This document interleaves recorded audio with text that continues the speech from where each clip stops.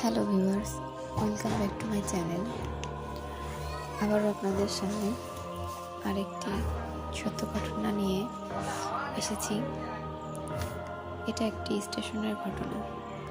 তো ভিউয়ার্স, কথা না বাড়িয়ে আমরা ঘটনাতে চলে গেলাম।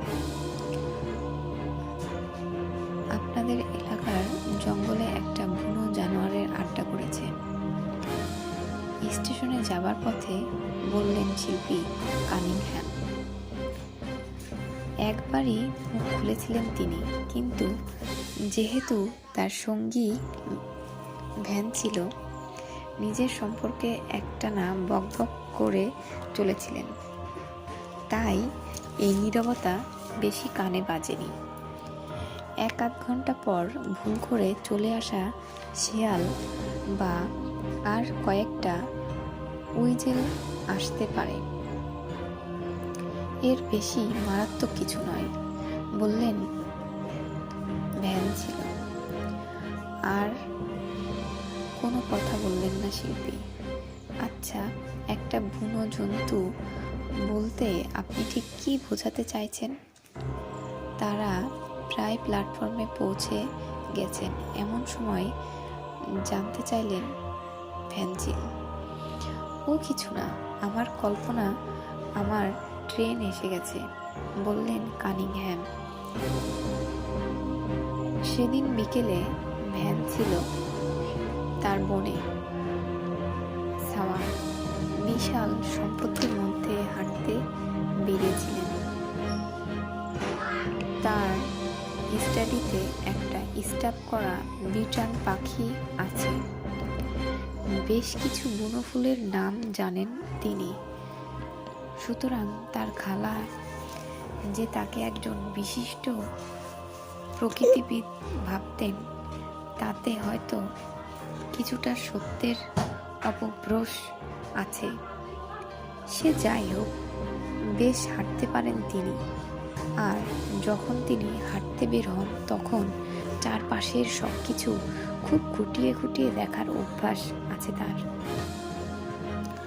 কোনো বৈজ্ঞানিক উদ্দেশ্য থেকে নয়, স্রেফ পরে যাতে এ ব্যাপারে আলাপ করতে পারেন, তাই এত পর্যবেক্ষণ। যখন ব্লুবেল ফুলেরা কুড়ি মেলে আশেপাশের সবাইকে ভ্যানচিল জানিয়ে দেন কি ঘটেছে।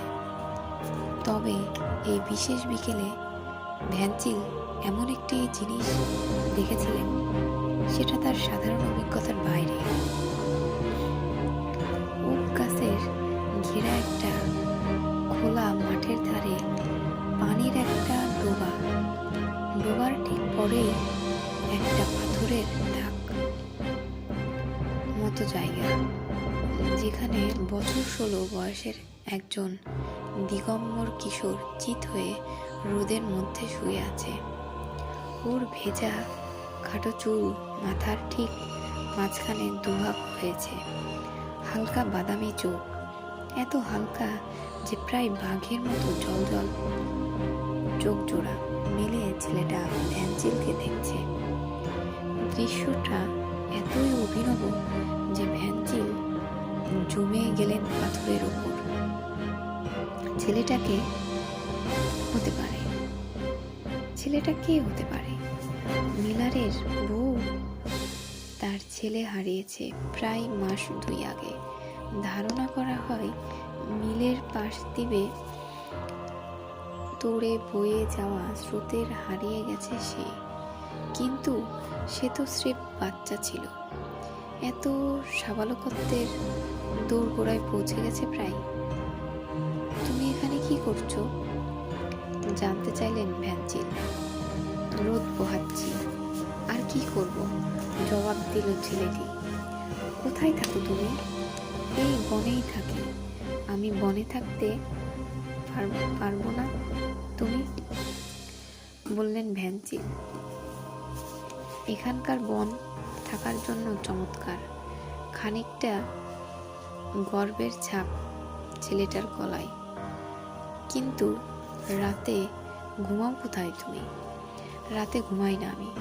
রাত হচ্ছে আমার জন্য সবচেয়ে ব্যস্ত সময়।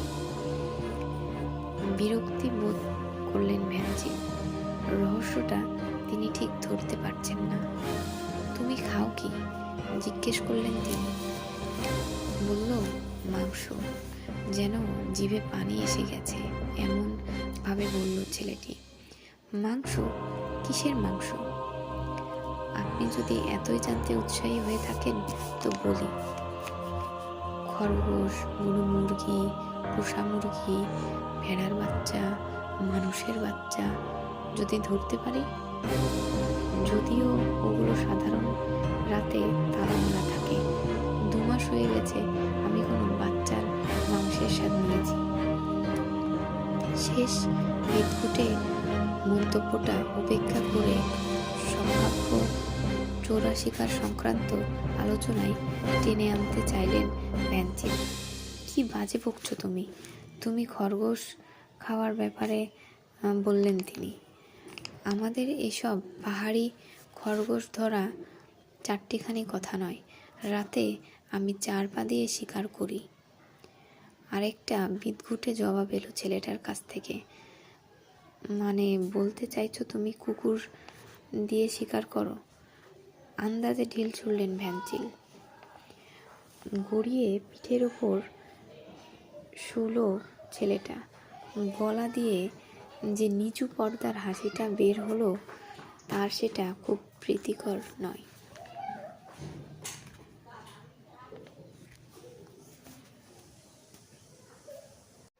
ভিউয়ার্স, গল্পটি এখানেই শেষ নয়, আরও কিছু অংশ আছে। তো আরও কিছু অংশ শুনতে অবশ্যই সাবস্ক্রাইব করুন আমাদের চ্যানেল, পাশে থাকুন এবং পার্ট 6 এর জন্য অপেক্ষা করুন। ধন্যবাদ সবাইকে।